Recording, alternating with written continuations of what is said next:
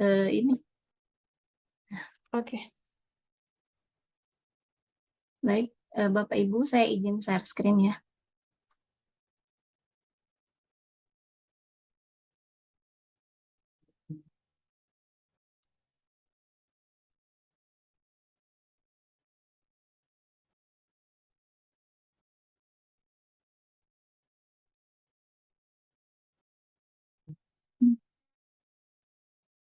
Apakah slide saya sudah terlihat, Bapak Ibu? Sudah terlihat, Ibu. Baik, kalau gitu saya mulai ya. Assalamualaikum warahmatullahi wabarakatuh. Selamat pagi teman-teman. Waalaikumsalam warahmatullahi wabarakatuh. Waalaikumsalam. Selamat pagi, Bu. Ya, sungguh semangat ya teman-teman ini.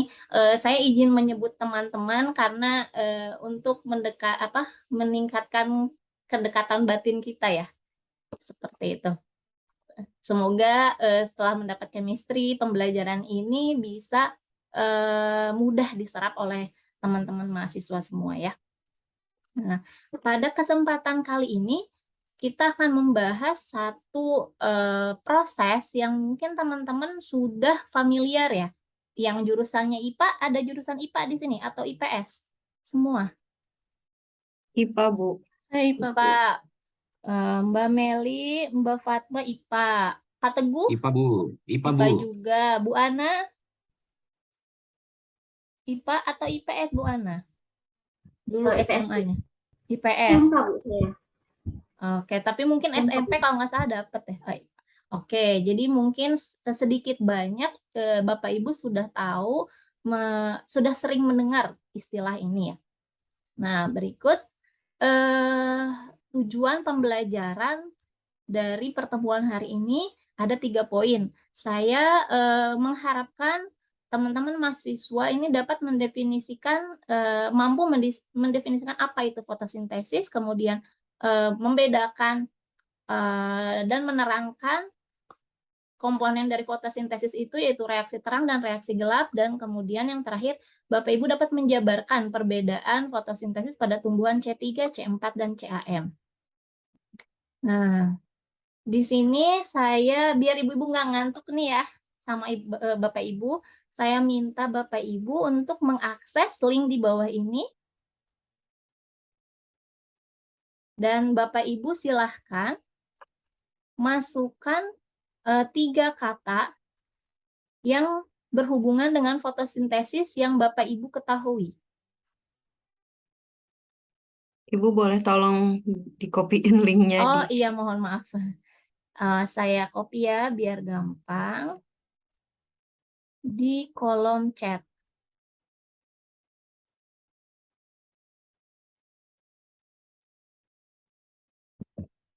Baik, silakan diakses teman-teman ya.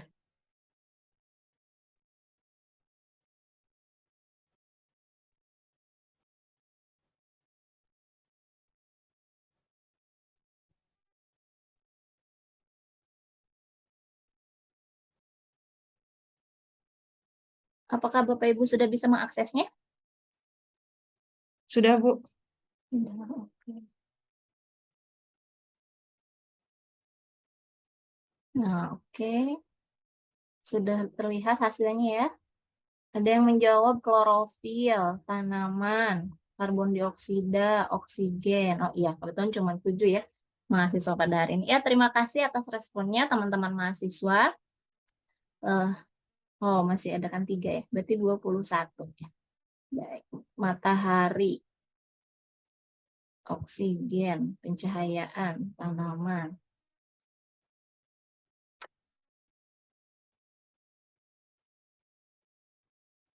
Ya, silakan Bapak Ibu yang belum mengetikkan. Konversi klorofil, karbon dioksida. Sudah semua Bapak Ibu? Sudah, Bu. Sudah. Oke. Ibu, maaf, sinyal saya kurang kondusif, jadi tidak bisa masuk. Oh ya udah, tidak apa-apa Bu. Ini saya hanya untuk brainstorming di awal aja, pengen lihat pengetahuan awal teman-teman terkait fotosintesis ya. Di sini kebanyakan jawaban teman-teman sudah mendekati ya dengan kata-kata kunci yang ada dalam proses fotosintesis. Saya ingin tahu alasannya ya, ini yang menjawab matahari. Bisa tahu mengapa jawabannya matahari? Ada yang Karena dalam proses fotosintesis itu, izin menjawab ya Bu ya, karena Boleh, dalam boleh. proses fotosintesis itu setahu saya yang pernah saya pelajari itu melibatkan matahari gitu. Mohon Baik. maaf kalau salah Bu. Tidak apa-apa. Terima kasih. Jawabannya ini lumayan tepat ya. Tinggal sedikit lagi ya. Memang bantuannya bantuan matahari ya seperti itu. Kemudian ada juga yang menjawab klorofil. Siapa yang menjawab klorofil?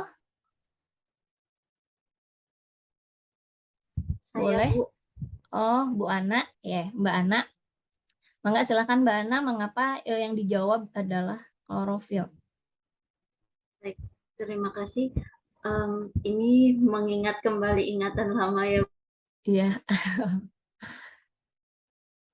Halo, Benar. ya. Paparan guru biologi saya, ya, kalau untuk kegiatan fotosintesis pada tumbuhan itu biasanya membutuhkan zat hijau daun atau klorofil seperti itu, Bu. Baik, jawabannya mantap sekali Mbak Ana dan Mbak Fatma ya tadi Mbak Fatma. Terima kasih. Ya, saya simpulkan di sini teman-teman sudah mengetahui definisi dari fotosintesis ya kurang lebihnya gitu. Mungkin sudah didapat ya dari SMP atau SMA. Jadi memang betul fotosintesis adalah suatu proses yang dilakukan oleh tumbuhan yang menggunakan atau dengan bantuan matahari. Dan tadi betul Mbak Ana klorofil. Dengan dua tools ini tumbuhan bisa mengubah bisa mengubah oksigen menjadi mengubah karbon dioksida nanti menghasilkan oksigen dan ini ada yang belum tertulis ya, karbohidrat ya, karbohidrat. Di mana nanti oksigen ini ya sangat berfungsi ya untuk kehidupan kita sehari-hari. Kita lihat pohon, kalau banyak pohon pasti segar ya karena si pohon ini menghasilkan oksigen seperti itu. Nah, kurang lebih itu definisi dari fotosintesis. Mari kita lanjutkan ke materi selanjutnya. Nah, ini ada sedikit video. Saya ingin teman-teman lihat, amati, kemudian nanti teman-teman boleh berkomentar mengenai video ini ya. Saya izin tes suara dulu, apakah terdengar? Tidak, Bu. Tidak Bu. Iya. Oh, tidak terdengar videonya? Iya Bu. Ya, audionya tidak ada, Bu. Baik, sebentar. Atau teman-teman bisa akses di link ini. Saya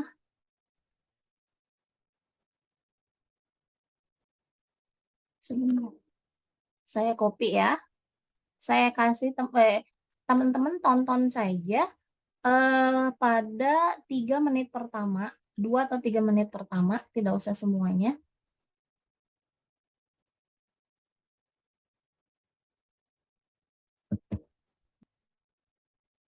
Silahkan diakses.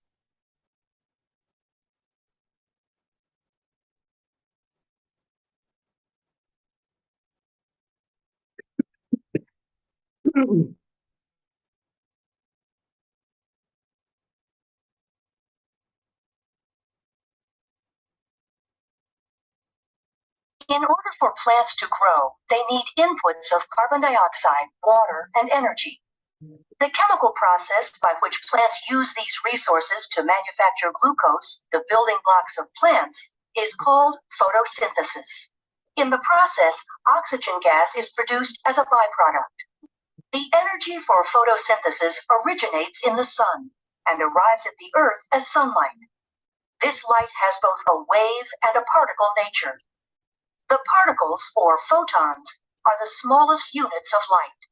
Photons oscillate along a path, which is measured as wavelengths. The light emitted from the sun contains photons in a wide spectrum of wavelengths, called the electromagnetic spectrum. Photosynthetic organisms use only a small portion of the electromagnetic spectrum, called visible light. Photosynthetic organisms contain pigments that facilitate the capture of wavelengths of light in the visible light range. The color of the pigment comes from the wavelengths of light reflected. Plants appear green because they reflect yellow and green wavelengths of light. Red and blue wavelengths of light are absorbed by these pigments and provide the energy that is used for photosynthesis. Within eukaryotic photosynthetic organisms, also known as photoautotrophs, the chemical reactions of photosynthesis occur within plant cells in specialized structures known as chloroplasts.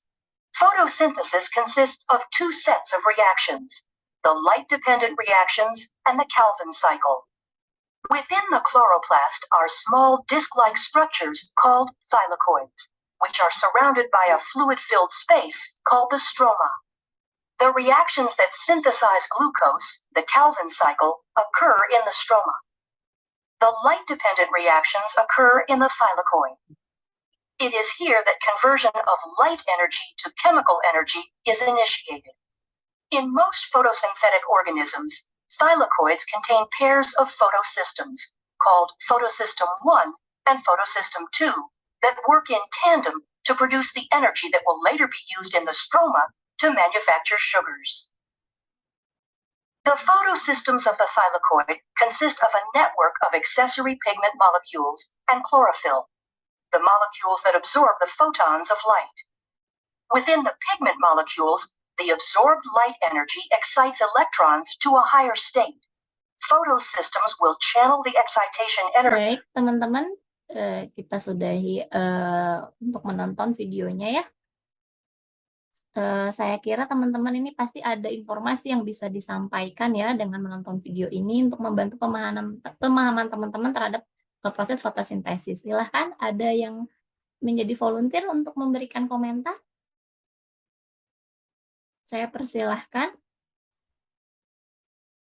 Atau saya tunjuk. Oh, Izin, ini Bu. ada ya. Baik. Mas Teguh.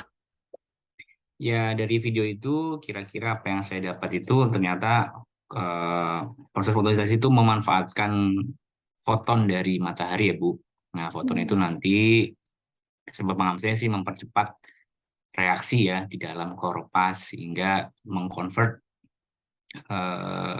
bahan baku sintesis itu menjadi zat yang dibutuhkan oleh tumbuhan untuk tumbuh gitu, Bu.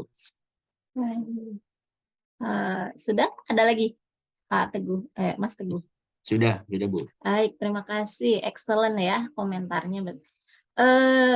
Ini benar terjadi di dalam fotosintesis. Tadi kan kita sudah menyebut-nyebut cahaya matahari ya. Nah, cahaya matahari ini satuan terkecilnya adalah foton tadi yang disebutkan oleh Mas Teguh. Nah, foton inilah yang digunakan untuk tadi mempercepat proses pembentukan tadi senyawa yang dibutuhkan tumbuhan. Senyawa apa?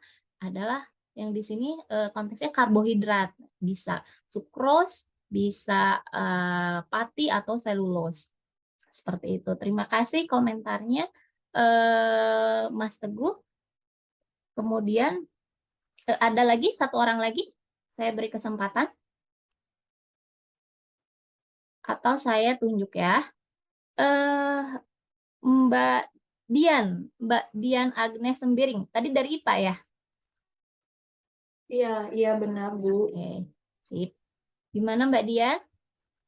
Iya, terima kasih, Bu. Jadi kalau berdasarkan video yang tadi saya dengarkan, di sini bisa terlihat bahwa sebenarnya proses fotosintesis itu sangat kompleks ya, Ibu ya. Beda seperti saat saya berada di SMA ataupun berada di kuliah di sekolah yang menengah maupun yang junior itu tidak sekompleks itu prosesnya. Jadi di sini terlihat visualisasinya juga terlihat jauh lebih jelas, clear, dan ini juga semakin menambah wawasan saya Ibu terkait bagaimana sebenarnya fotosintesis itu terjadi dalam bentuk video seperti ini. Terima kasih Ibu. Baik, terima kasih komentarnya Mbak Dian. Ya, saya mungkin akan mengulas video ini sedikit dengan menggunakan gambar ya. Nah, jadi dari video itu sebenarnya menerangkan proses fotosintesis. Kalau kita lanjutkan sampai akhir itu tuh dijelaskan detail dua proses. Proses yang pertama reaksi terang dan proses yang kedua reaksi gelap. Nah, pada saat reaksi terang ini diubah H2O.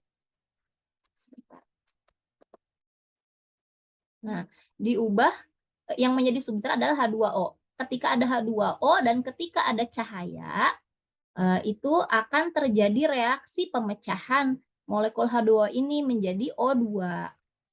Seperti itu dengan bantuan dengan menghasilkan O2, dan juga dari reaksi terang ini selain dihasilkan O2 juga akan dihasilkan NADPH dan ATP. Kenapa sih kok tumbuhan menghasilkan senyawa kimia ini? Ini tuh berfungsi untuk reaksi selanjutnya, reaksi fotosintesis selanjutnya, yaitu nanti ada reaksi terang, reaksi gelap ya. Nah, oh iya, ini penampakan dari fotosistem ya, diilustrasikan seperti ini. Fotosistem ini adalah suatu reseptor dari tumbuhan yang akan menerima foton tadi, satuan terkecil matahari. Nah, ini mesinnya, mesin yang akan memproses cahaya matahari tadi ya. Nah, jadi saya tegaskan di reaksi terang ini butuh cahaya, produknya ini H2O, hasilnya ini oksigen dan NADPH serta ATP, seperti itu singkatnya. Dan kemudian masuklah ke reaksi gelap. Nah, dalam reaksi gelap ini tadi ATP dan NADPH yang dihasilkan di dalam reaksi terang akan digunakan dalam yang namanya siklus Kelvin. Jadi ketika CO2 ini masuk ke dalam sel akan dibantu oleh enzim yang namanya Rubisco. Enzim Rubisco ini akan mengubah molekul seperti 3 fosfogliserat seperti itu dipotong menjadi molekul-molekul yang lebih kecil seperti 1,3 bifosfogliserat. Dengan bantuan apa? Kan kalau kita memotong kita butuh bantuan ya, pisau gitu, ada usahanya. Nah, ini mereka membutuhkan juga effort ya, yaitu dengan menggunakan ATP dan NADPH. Hingga akhirnya itu dihasilkanlah outputnya itu sugar atau kita sebut sebagai sukrosa ya, sukrosa.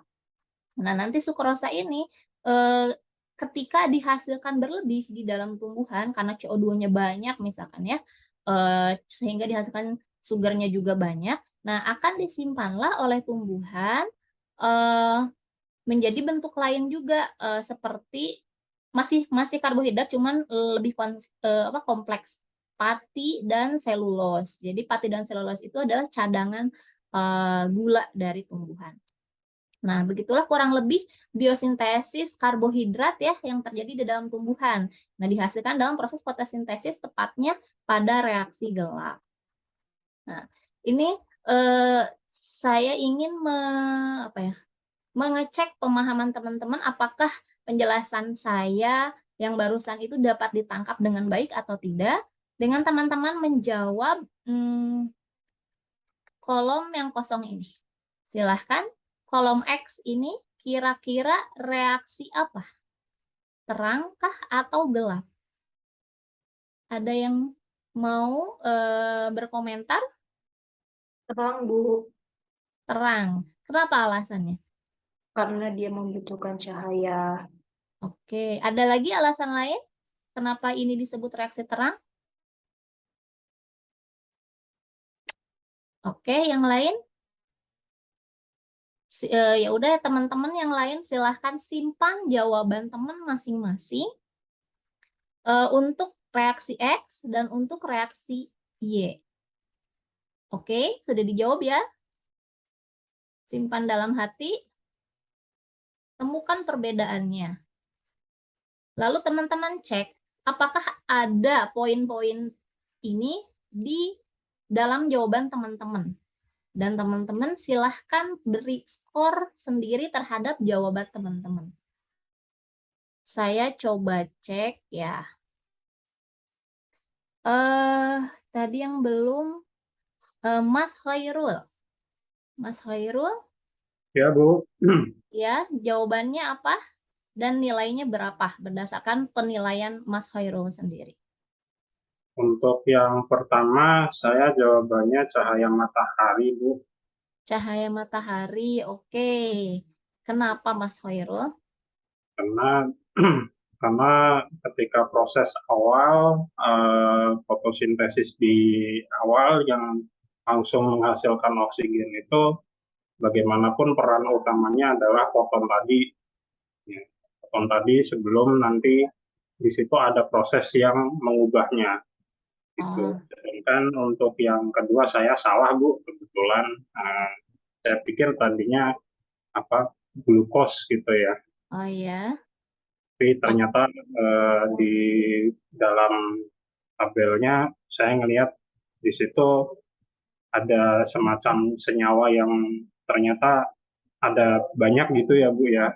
Saya kurang memahami sejenis sukrosa atau fosfat di situ yang ternyata juga melibatkan itu gitu. Baik, terima kasih responnya Mas Khairul. Jadi mungkin tadi kalau pertanyaan Mas Khairul itu yang X cahaya matahari ya. Cahaya matahari sebenarnya substrat yang dibutuhkan ya, substratnya.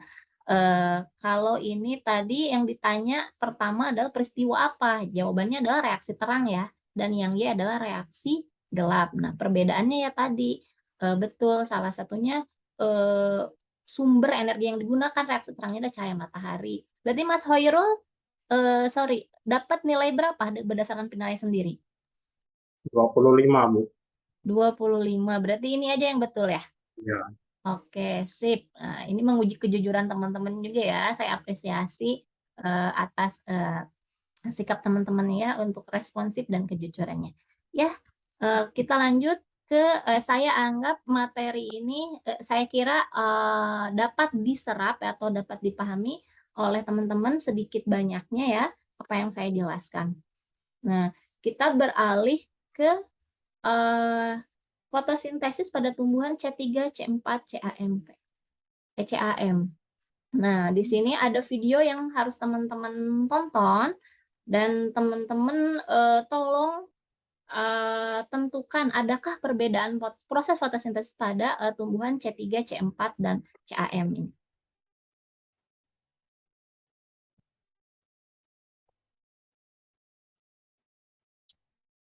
Bentar ya.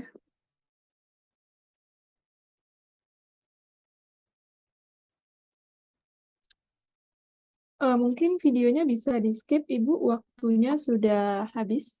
Langsung ke baik, terakhir saja, penutup. Oke. Terima kasih teman-teman atas respon melihat video dan tanggapannya. Nah, berikut kesimpulan dari video tersebut adalah ternyata ada perbedaan reaksi fotosintesis pada tumbuhan C3, C4, dan C5. Apa itu tumbuhan C3? Yaitu dia menghasilkan ketika CO2-nya masuk ke dalam reaksi ini, maka dia akan membentuk molekulnya 3 fosfogliserat atau karbon C-nya 3. Nah, kalau C4, kalau CO2-nya masuk ke siklus Kelvin, dia akan membentuk molekul yang C-nya itu atau karbonnya itu adalah 4.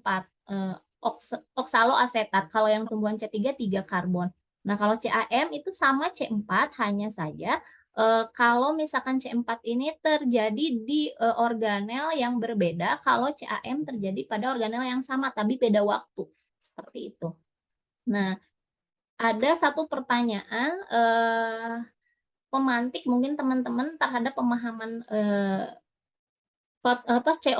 fotosintesis terhadap pertumbuhan. Jadi teman-teman bisa, kalau tidak bisa dijawab di sini, silahkan teman-teman jawab, kirim ke email saya ya.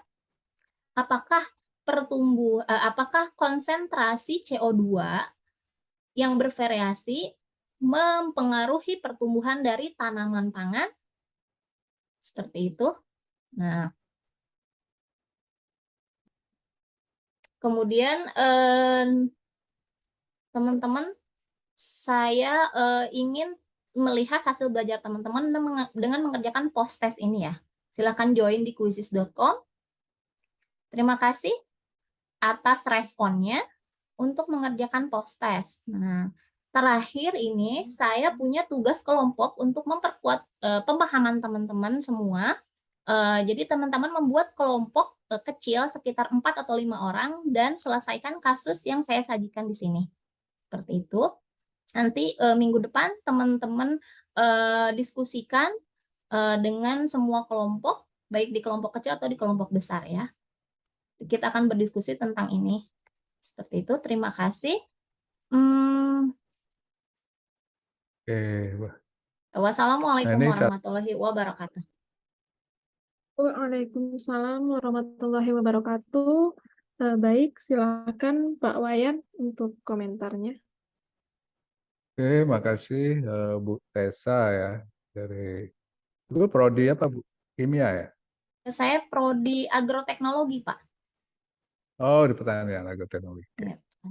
Itu udah sangat bagus Ibu. Jadi hanya Ibu harus kombinasikan asinkronus dengan sinkronusnya sehingga ketika di kelas baik itu